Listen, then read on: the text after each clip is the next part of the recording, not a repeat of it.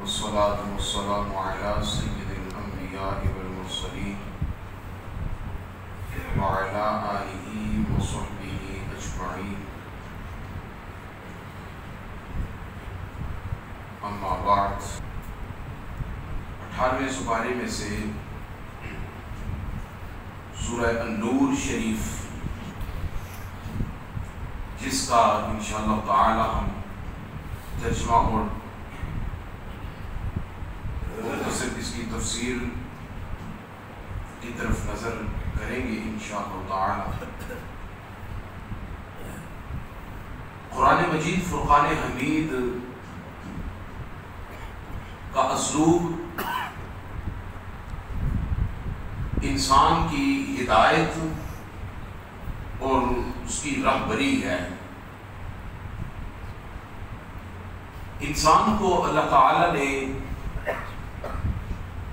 جس مقام پر جس چیز کی ضرورت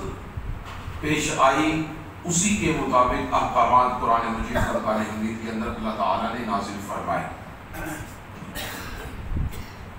اور جس چیز کو اللہ تعالیٰ نے بیان فرمایا ہے اس میں پھر کسی قسم کی کوئی رعایت نہیں رکھی، اسے بالکل وضاحت کے ساتھ اور کھلے عام اسے بیان کیا گیا ہے۔ اور صحابہ کرام رضوان اللہ تعالی علیہم اجمعین کے سامنے جب مسائل کو ذکر کیا گیا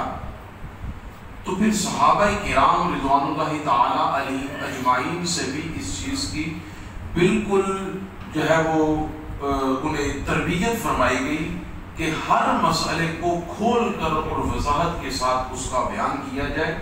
جس چیز کی سمجھ نہ آئے اسے بار بار پوچھا جائے،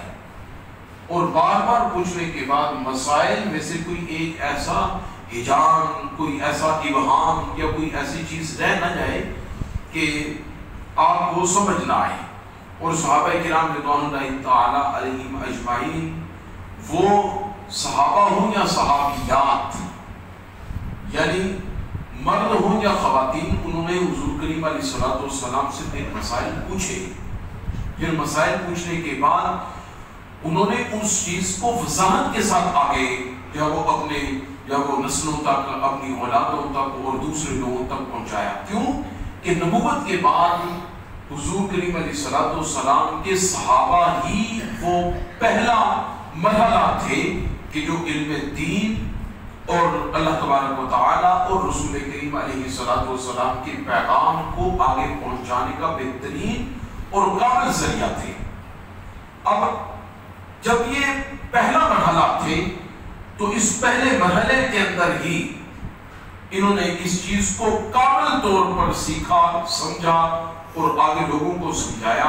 اور یہاں تک کہ ان کے اندر اللہ تعالیٰ نے ہر قسم کا نقص اور ان کے اندر سے بھی ہر قسم کی کمی کوتاہی کو دور کر کے انہیں کامل بنایا، اور پھر ان کے ذریعے جب قرآن و سنت کو آگے پہنچایا تو یہ اب سورہ نور شریف ہے،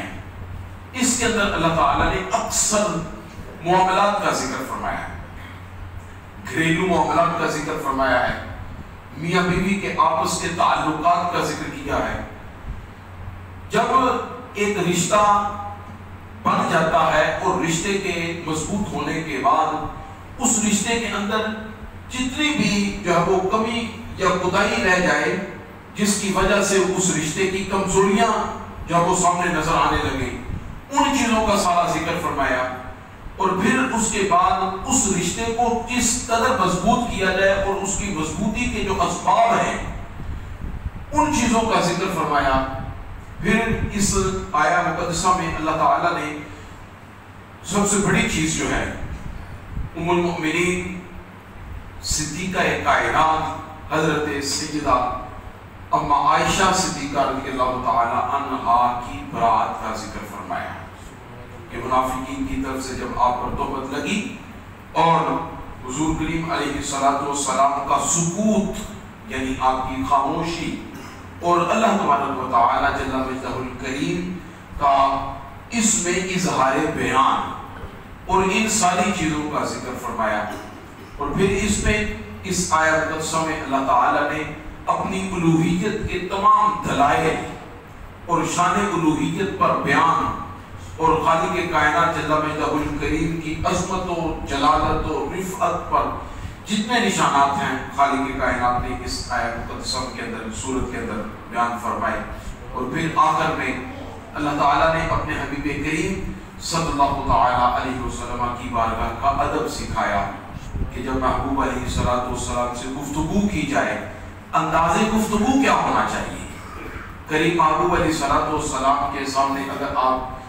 جلسہ کے اندر تشریف فرما ہو تو حضور کریم علیہ السلام کی تشریف آوری میں ہمارے بیٹھنے کے آداب کیسے ہونے چاہیے. حضور کریم علیہ السلام کی بارگاہ کا ادب خیال کس صورت میں رکھنا چاہیے.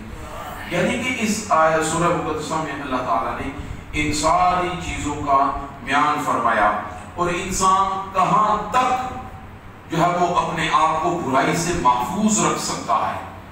اور کہاں تک انسان اپنے آپ کو برائی کے اندر ملوث کر سکتا ہے. ان ساری چیزوں کا ذکر کیا. اور پھر چیز ایک ہوتا ہے گناہ, ایک ہوتا ہے علت گناہ یعنی سبب گناہ, یعنی گناہ سے بچنے کا بھی حکم ہے. تو اللہ تبارک و تعالیٰ نے گناہ کے ساتھ ساتھ جو گناہ کے اسباب ہیں ان سے بھی بچنے کا حکم عطا فرمایا. جس طرح کہ اللہ تعالیٰ نے فرمایا کہ گناہ کے قریب نہ جاؤ, اور ایک جگہ پر فرمایا اللہ تبارک و تعالیٰ نے کہ یہ خالق کائنات کی حدیں ہیں, ان کو کراس نہ کرو, یعنی ان سے آگے نہ بڑھو. جو ان سے آگے بڑھے گا وہ گناہ گار ہے,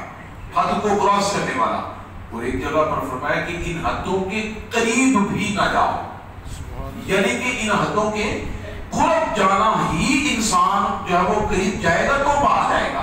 تو جس کے لیے حکم فرما دیا کہ اس کے قریب بھی نہ جاؤ, تو جو اس کے قریب بھٹکنے سے بھی بچتا رہے گا تو لا محالہ وہ حد کو کبھی کراس نہیں کرے گا. تو یہ سبب گناہ جو ہے, علت گناہ جو ہے, اللہ تعالیٰ نے انسان کی رہبری اور رہنمائی کے لیے اسے سب سے پہلے علت گناہ سے بھی محفوظ فرمایا کہ جس کی وجہ سے گناہ ہو سکتے ہیں یا جو گناہ کے اسباب ہو سکتے ہیں. اللہ تعالیٰ نے انسان کو ان علتوں سے اور ان اسباب سے بھی جو ہے وہ پیچھے رہنے, ہٹنے, باز رہنے, اپنے آپ کو محفوظ رہنے کا اس سے جو وہ حکم ارشاد فرمایا. سورہ نور شریف کہ یہ جو ہے ظاہری اس کا تھوڑا سا تعارف, مختصر تعارف ہے. پھر حضور کریم علیہ السلام نے اس کی فضیلت میں کچھ چیزیں بیان فرمائی ہیں. آقا علیہ السلام نے کچھ صورتیں ہیں جن کا حکم فرمایا کہ یہ صورتیں, ان میں اللہ تعالیٰ نے فرائض کا حکم ارشاد فرمایا, لہذا اپنی اولادوں کو اور اپنے آپ کو یہ صورتیں لازمی سکھاؤ. مثلا سورۃ النساء, سورہ المائدہ, سورہ الانفال اور سورہ النور. ان صورتوں کے اندر اللہ تعالیٰ نے فرائض کا ذکر فرمایا ہے. جب ان کے اندر فرائض کا ذکر فرمایا تو حضور کریم علیہ السلام نے ارشاد فرمایا کہ اپنے بچوں کو یہ صورتیں لازمی سکھاؤ. خواتین کے لیے اسپیشلی طور پر حضرت عائشہ صدیقہ رضی اللہ تعالی عنہا اس کی راوی ہیں. آپ فرماتی کہ حضور کریم علیہ السلام نے ارشاد فرمایا کہ اپنی بچیوں کو, لیڈیز کو, خواتین کو چوک چوراہوں میں گھروں سے باہر نکلنے کی اجازت ہرگز مت دو. ان کو اس وقت کے دور کی بات ہے, کریم محبوب علیہ السلام نے ارشاد فرمایا انہیں جتنا پڑھنا اتنا زیادہ نہ سکھاؤ, انہیں زیادہ تک اگر سکھانا چاہتے ہو تو سورہ نور کی جو ہے وہ یہ شان نزول اور اس کے تفصیلی احکام سکھاؤ سورہ نور کے حوالے سے. اور پھر ایک دوسری روایت کے اندر پیارے آقا علیہ السلام نے ارشاد فرمایا کہ اپنے مردوں کو سورہ نور سکھاؤ, سورہ النساء سکھاؤ, اور اپنی خواتین کو سورہ النور سکھاؤ, تاکہ سورہ النساء کے اندر اللہ تبارک تعالیٰ نے مردوں اور عورتوں کے جو اطلاعات اور معاملات کا ذکر فرمایا تاکہ مردوں کو عورتوں کے, خواتین کے حقوق کا پتہ چلے. اور سورۃ النساء کا ذکر کرنے کے بعد فرمایا کہ سورہ نور اپنی عورتوں کو سکھاؤ کہ اس میں اللہ تبارک و تعالیٰ نے پردے کے احکام، عورتوں کے متعلقہ احکامات، اور جو کہ عورتوں سے متعلقین جتنے بھی عام گناہ ہیں جن سے محفوظ رہنے کا حکم دیا جاتا ہے، وہ سارے کے سارے اس صورت میں اللہ تبارک و تعالیٰ نے بیان فرمایا ہے۔ لہذا فرمایا کہ اپنی خواتین کو سورہ نور کی تعلیم دو۔ سورہ نور شریف یہ مدینہ منورہ میں نازل ہوئی جب حضور نبی کریم علیہ السلام غزوہ بنی مستلق سے واپس آئے، اور ایک روایت کے آتا ہے کہ حضور کریم علیہ السلام غزوہ بنی مریسیہ، اور اس سے جب واپس آئے تو حضور کریم علیہ السلام کی بارگاہ اقدس میں جناب جبریل امین علیہ السلام یہ سورہ نور شریف لے کر حاضر ہوئے۔ پھر محبوب علیہ السلام نے یہ وہ سورت مقدس ہے کہ جبریل امین علیہ السلام نے حضور کریم علیہ السلام کی بارگاہ میں پیش کی، اور آقا علیہ السلام اکثر اوقات جبریل امین علیہ السلام سے اس سورہ مقدسہ کا دور فرمایا کرتے تھے۔ اس میں اس کی پہلی آیت مقدسہ بسم اللہ الرحمن الرحیم، اللہ تعالیٰ نے ارشاد فرمایا سورۃ انزلناها وفرضناها وانزلنا فيها آیات بینات لعلکم تذکرون۔ اللہ تعالیٰ نے ارشاد فرمایا یہ ایک عظیم سورت ہے جسے ہم نے اتارا ہے، وفرضناها، اور ہم نے اس کے احکام یعنی فرض کو بیان فرمایا ہے، لعلکم تذکرون، اور ہم نے اس میں واضح آیتیں نازل فرمائی ہیں تاکہ تم نصیحت حاصل کرو۔ یہ مدینہ منورہ کی سورہ مقدسہ سورہ نور ہے۔ اس میں اللہ تعالیٰ نے سٹارٹ میں ارشاد فرمایا کہ یہ عظیم سورت جسے ہم نے اتارا، اور اس کے احکامات جتنے بھی اس میں بیان فرمایا وہ انسانوں پر ہم نے فرض فرمائے ہیں، اس لیے کہ اس کی آیتوں کو واضح طور پر بیان فرمایا تاکہ سننے والے کے لیے نصیحت ہو۔ تو اس کا آغاز ہے، انشاءاللہ تعالی ہم چلتے ہوئے اس کے احکامات کو بیان کریں گے، اس کے تفصیلی احکامات بیان کریں گے، وقت کو ملحوظ خاطر رکھتے ہوئے انشاءاللہ تعالی اسے بیان کریں گے۔ گزارش کریں گے کہ اس کو لازمی سماعت فرمائے اور اپنے اوپر قرآنی احکامات جس قدر بھی بیان کیے جائیں اپنے اوپر لاگو کرنے کی خداوند قدوس ہم سب کو جو ہے وہ عمل کرنے کی توفیق رفیق نصیب فرمائے۔ آمین یا نبی الامین۔ الصلاۃ